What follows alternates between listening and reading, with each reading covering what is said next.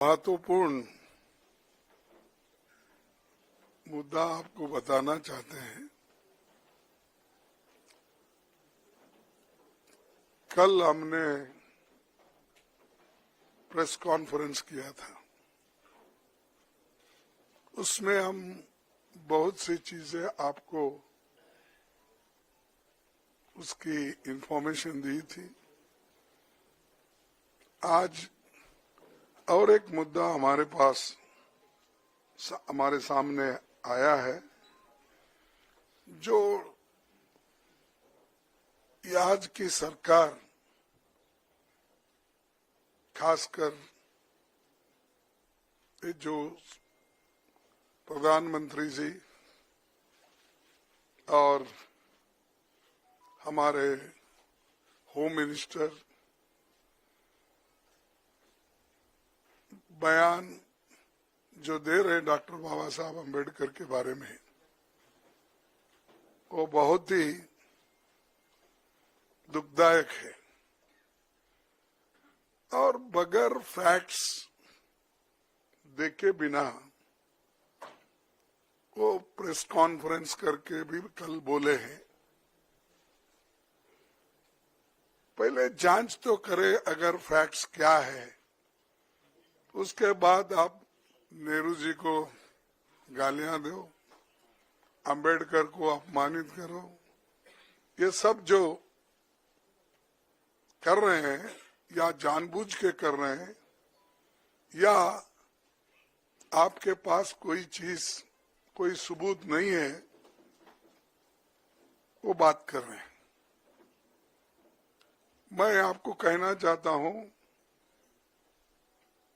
आज तक उन्होंने बाबा साहब के बारे में, जवाहरलाल नेहरू जी के बारे में जो कहे हैं, सब झूठ है।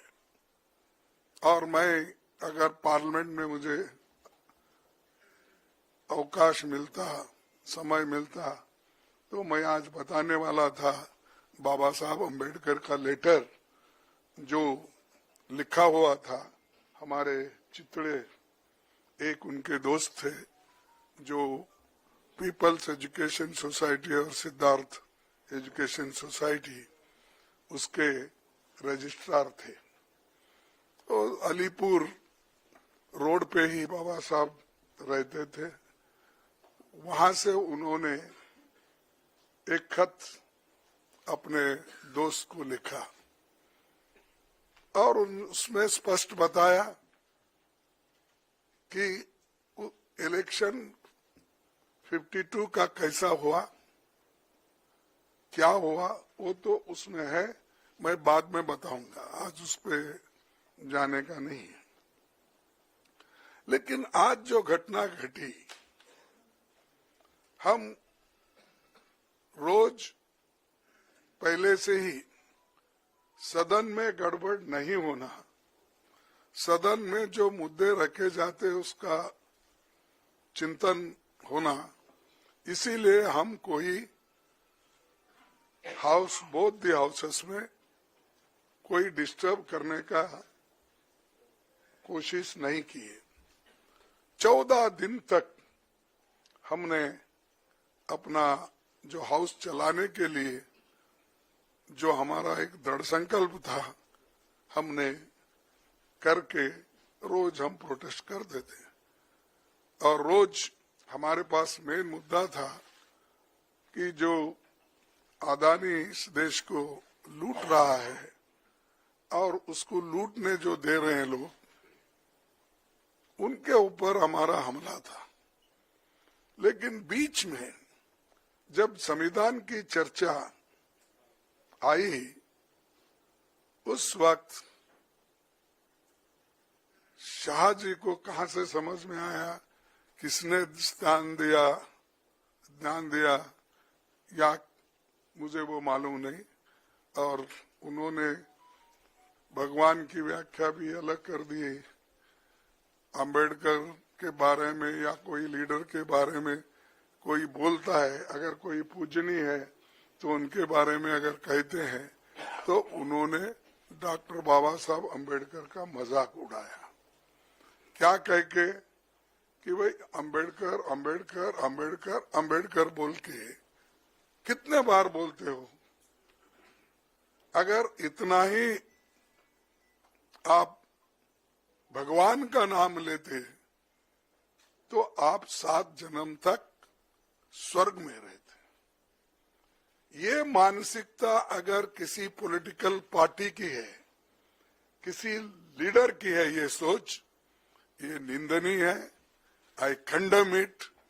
ऐसी चीज अगर देश को आप सिखाएंगे, ये भी आधुनिक युग में, न तो ऐसा ही मैं भी कहूंगा कि उनके पास भी बहुत से लोग हैं, बगैर अब अदानी को पोर्ट, एयरपोर्ट, रोड, ये जमीन के ऊपर जमीन के नीचे जो कुछ है दे रहे हैं ना, वो सिर्फ रोज उसको बोलना चाहिए, भाई ये तू पैसा किसा कमाने का मत कर, रोज उठ के वहां जा, जो जगह मिली वहां पर सिर्फ नमस्ते करते ही बैठो, पैसे आ जाएंगे, खोदने की जरूरत नहीं। लेकिन ये बोलने के बाद उन्होंने गलती हुई ये मानने को तैयार नहीं थे।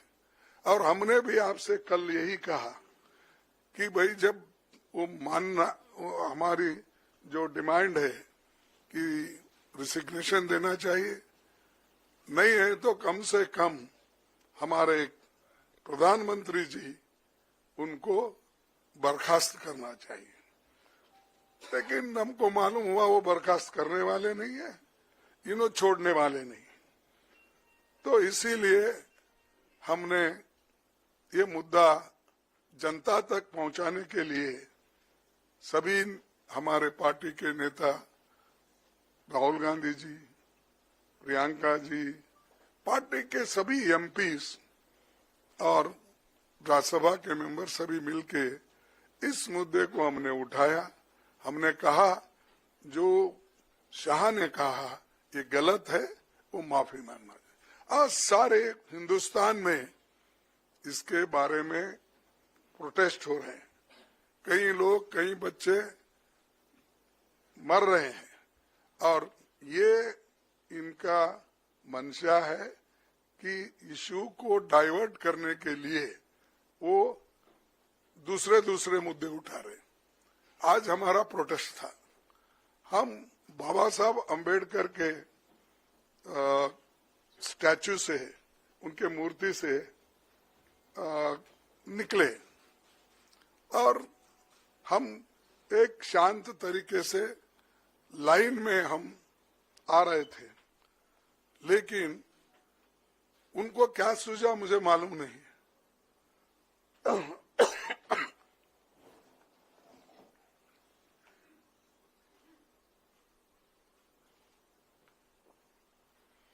हम चलते हुए आ रहे हैं, उन्होंने मकर द्वार पे आके हमको रोकने के लिए वहां बैठ गए,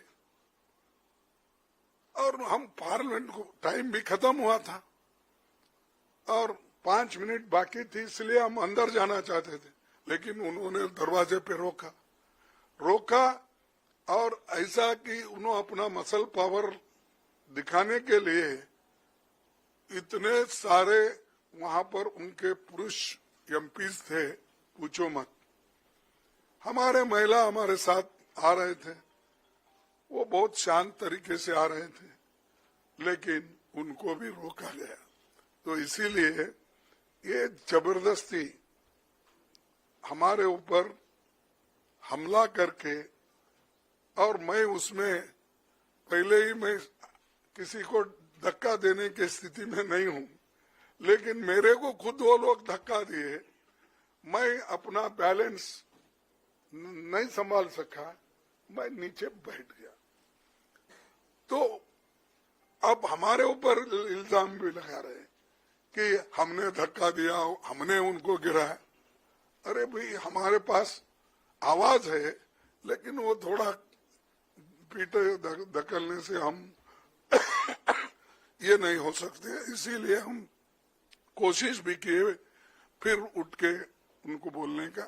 और प्रियंका गांधी जी ने जो लीड लिया इसमें, खास करके आज के मूवमेंट में, तो तो चलते आए वहां से, और ये लोग बैठे बैठे जगह हमारा मजाक उड़ा रहे, चिढ़ा रहे, और सिर्फ लेडीज मेंबर थे हमारे पास। उनके पास तो लेडीज मेंबर कोई नहीं थे, 2-3 कुछ दूर थे, लेकिन वो पुरुष ही सब कर रहे थे। तो ऐसा जो माहौल ये इन्होंने बीजेपी वाले बना के रखे हैं, तो हम कभी ये बर्दाश्त नहीं करेंगे। इसके खिलाफ पूरा देशव्यापी ये एक चळवळी हो जाएगा, ये जो मूवमेंट हो जाएगा। अब आपको भी देखने में आया होगा कि हर जगह ये मूवमेंट चल रहा है इनकी गलती की वजह से। जो शांति के साथ सदन चल रहा था, उसको उस सदन को भंग, यानी शांति को भंग करने का काम इन्होंने सरकार ने, बीजेपी की सरकार ने की। इसीलिए हम आज आपसे तो कल बहुत पूछे वो बोले कि हमारे को पब्लिसिटी दो, हमारी रॉन्ग हो गई है। देखे आप गए थे ना, तो हम तो ऐसा नहीं बोलेंगे, जो अच्छा है, जो न्यायपूर्ण है, उसको पब्लिसिटी दो। मैं कभी अभी वही बोल रहा था, उन्होंने कहा था, देखो खरगे जी ने तोड़ मरोड़ के ये पेश किया है, इसीलिए वो मेरे छवि को ये होता है, इसीलिए आप भाइयों तोड़ मरोड़ के मत दिखाओ मेरे को। मेरा जो ये है स्पीच बोलिए या स्टेटमेंट, उसको जरा अच्छा दिखाइए सब जगह। 3 बार बोले, आखिरी, बीच में बोले, फिर लास्ट बट 1 में बोले, फिर लास्ट में भी बोले। राज्यसभा टीवी पे था। हाँ, नहीं प्रेस कॉन्फ्रेंस भी है, बट ओरिजिनल क्लिप तो राज्यसभा टीवी पे था। नहीं पीसी में बोला। No, I know, but the original clip was Rajya Sabha clip. So there is no question about the original clip. तो मैं हम यहाँ पर किया, तो उसके बाद उन्होंने 1 घंटे के बाद उन्होंने किया, तो करने दो। लेकिन सच बात तो उन्होंने बताना चाहिए, हम नहीं। और या तो ज्यादा से ज्यादा तो पब्लिसिटी उनकी ही होती है, उनका पूरा स्पीच कवर होता है। इवन हम पॉइंट ऑफ ऑर्डर उठाए तो उसको उतना महत्व नहीं मिलता, फिर एक बार मैं वो कंट्रोवर्सी में जाना नहीं चाहता। तो इसीलिए हम जो कर रहे हैं, जनता के समस्याओं को लेके लड़ रहे हैं। वो जो कर रहे हैं, हमको खाया ना पिया ग्लास फोड़ा बाराने का हमारे पास बोलते हैं हैदराबाद में, तो वैसा हम उनको कुछ धक्का नहीं मारे, कुछ नहीं करे, लेकिन वो लोग बोलते जा रहे हैं। जाने दो। इसीलिए मेरा यही आप सबसे निवेदन है कि जो चीजें हकीकत में हुई है, दिखी है, बस उस पे अगर सभी कंसंट्रेट करे तो दूसरी चीज कोई ऐसी कंट्रोवर्सी नहीं आएगी। तो मैं इतना ही कहता हूं। और अब राहुल गांधी साहब। शुक्रिया खरगे जी।